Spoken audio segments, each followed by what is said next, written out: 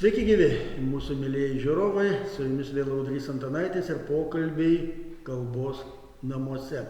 Ir šiandieną išskirtinis interviu, nes pirmą kartą mes kalbamės su naujuoju Lietuvių kalbos instituto direktorium, daktaru Darium Ivoška. Labadiena, direktoriau. Labadiena. Ar neįprasta, kai jūs taip kreipiasi? Visiškai neįprasta. Tai kaip norėtume. Pratinuosi. Tai turbūt, kad įprasite, nes kitos išeities neturite. Dabar tas yra visai suprantama. Jūs direktoriaujate antrą savaitę. Taip, teisingai. Bet dirbate institute daug metų. Kiek? Nuo 2019, tai 6.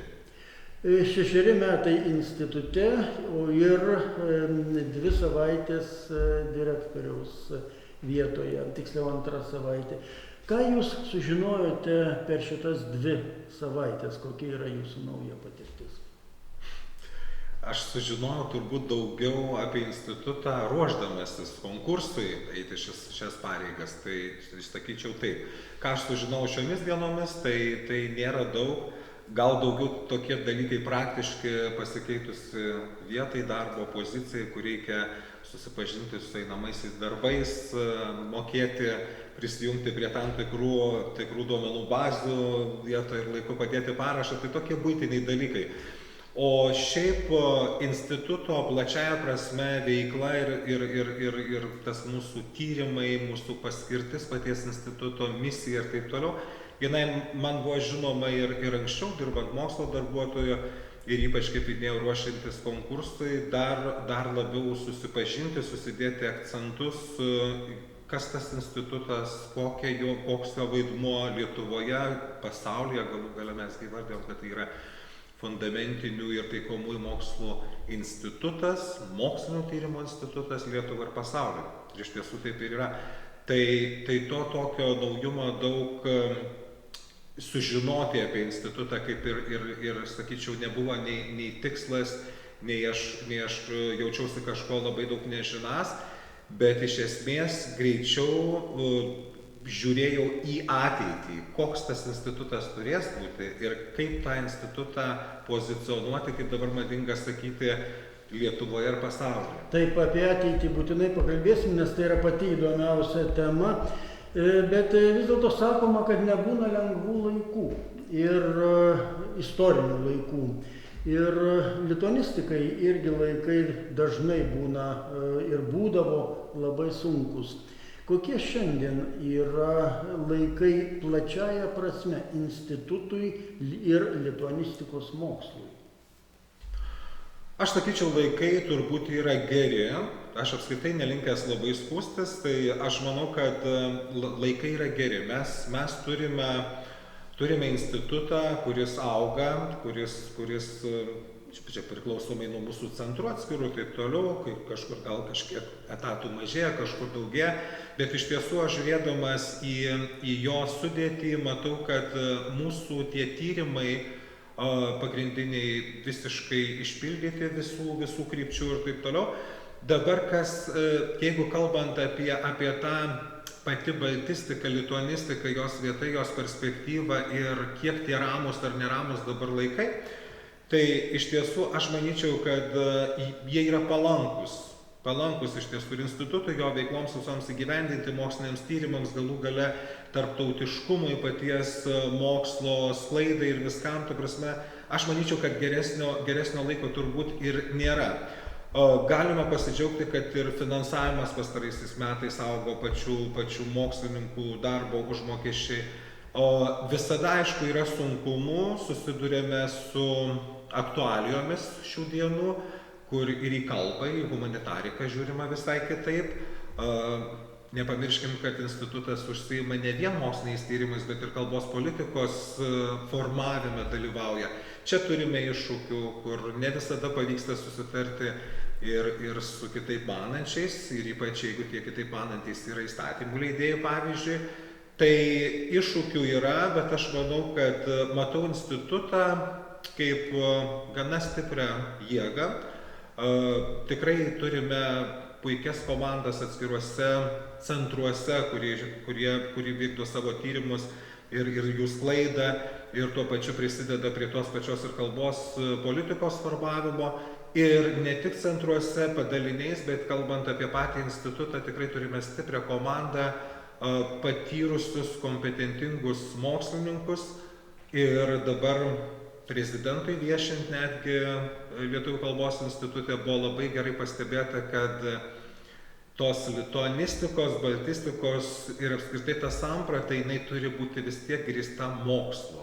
Tai neturi būti kažkieno požiūrio reikalas, neturi būti mados reikalas, kur dabar daug pasigirsta visokių sprendimų vertinant ir pačią kalbą, kalbos, sakykime, saugojimo politiką ir panašiai. Bet iš tiesų tai yra mokslas pirmiausiai turėtų diktuoti tą požiūrį į kalbą ir kalbos išsaugojimą, lygiai taip pat kalbos politiką, reglamentavimą ir panašiai. Ištarėte tokį svarbų raktinį žodį tarptautiškumas. Ar baltistikai, lituanistikai tarptautiškumo reikalavimai nėra užkelti, turint omeny, kad vis dėlto čionai yra pasaulio baltistikos centras? Kad užkelti, čia priklauso nuo taip, iš kurios pusės pažiūrėsim. Iš esmės, jeigu mes kalbam apie vertinimą instituto veiklos kaip po tokios labai formaliai ir kad mes turime įvykdyti tam tikrus tarptautinius kriterijus ir atitikti, kad būtume akredituoti, tai čia yra vienas dalykas, iš tiesų tie reikalavimai šiek tiek aukštoki. Mes turėtume suprasti, kad tai yra Lietuvių kalbos institutas. Visų pirma, lietuvių kalba yra Lietuvoje, Lietuvos Respublikos valstybinė kalba. Tai reiškia ir mūsų tyrimai, ir visa sklaida, visų pirma, prioritetas yra į Lietuvą, Lietuvos mokslo rinką, Lietuvos, kaip jau minėjau, kalbos politikos formavimą ir taip toliau. Bet globaliame pasaulyje, tokiame, kokiame mes gyvename 21 amžiuje, be tarptautiškumo neįmanoma. Ir tai yra ne tai, kad institutui kažkas sako, kad mes turėtume tarptautinį. Lietuvių kalbos institutas pats žino, kad jis turi būti matomas tarptautinėje erdvėje, tiek moksliniai mūsų pasiekimai, tiek mūsų mokslo darbų sklaida. Jo labiau nepamirškime, kad yra daug baltistų, lituanistų, užsieniečių, dirbančių užsienyje, užsienio piliečių, puikių mokslininkų, besidominčių kalba. Ir to instituto parama, pats kuriamas mokslas ir taip toliau labai prisideda prie jų irgi daromo mokslo užsienyje. Ir taip kartu mes ir kuriam tą tarptautiškumą, tą sklaidą mokslo. Ir tai yra natūralu vien dėl to, kad mesgi žinome, kad lietuvių kalba yra viena iš archaiškiausių išlikusių indoeuropiečių kalbų. Tai susidomėjimas ta kalba ne tik Lietuvoje, bet ir pasaulyje yra milžiniškas. Na, o dabar pereikime prie ateities, apie kurią jūs kalbėjote. Vis dėlto, kurias sritis reikėtų labiau arba labiausiai stiprinti. Na, vieną tokią gana skaudžią vietą, aš turbūt, nuo vienos skaudžios vietos aš pats pradėsiu — žodynai. Taip, sutinku, kodėl skauda žodynai.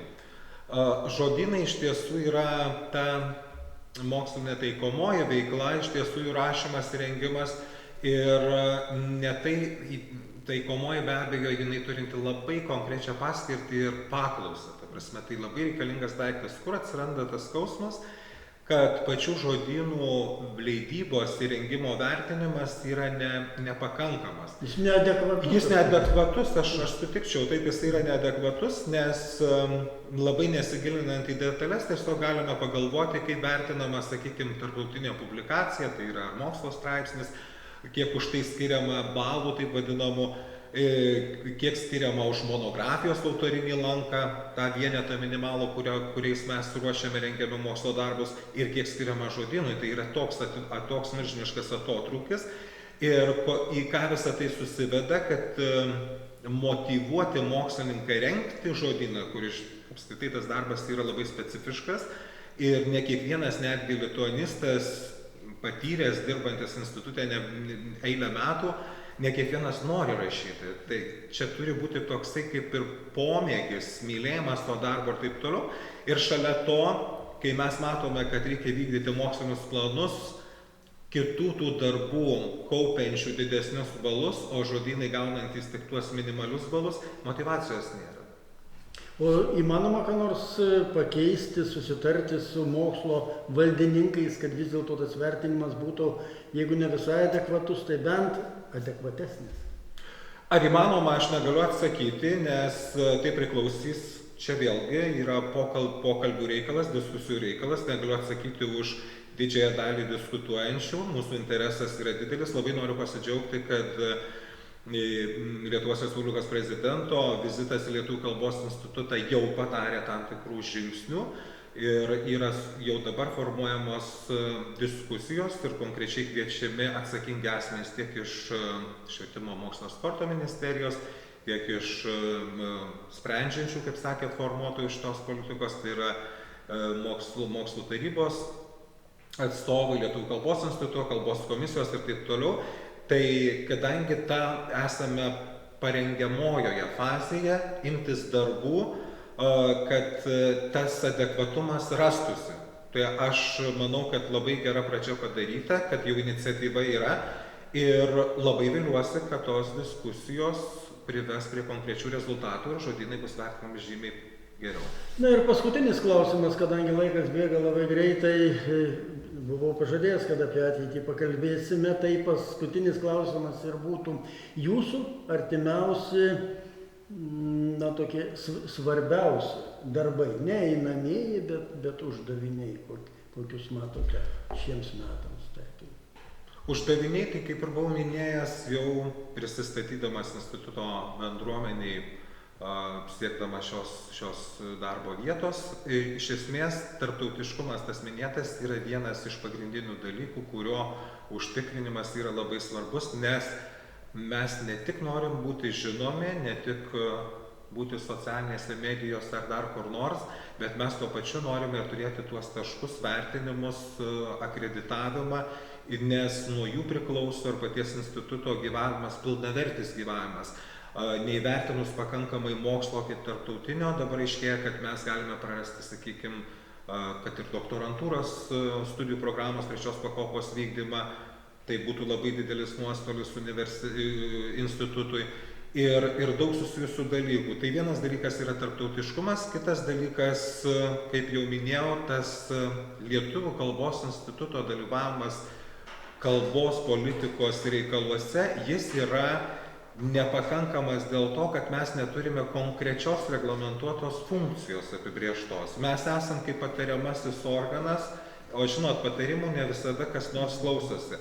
Tai labai norėčiau stiprinti šitą Lietuvių kalbos instituto vaidmenį, formuojant tą politiką, nepriklausomai nuo to, ar mes turim kažkokią priskirtą funkciją ir galią, visada turime galią iniciatyvos, noro, aktyvumo, kištis į tuos klausimus, visada priminti apie tai, nes niekas kitas spręsti apie dalykus susijusius su kalba neturi galimybės negu tie, kurie yra ekspertai.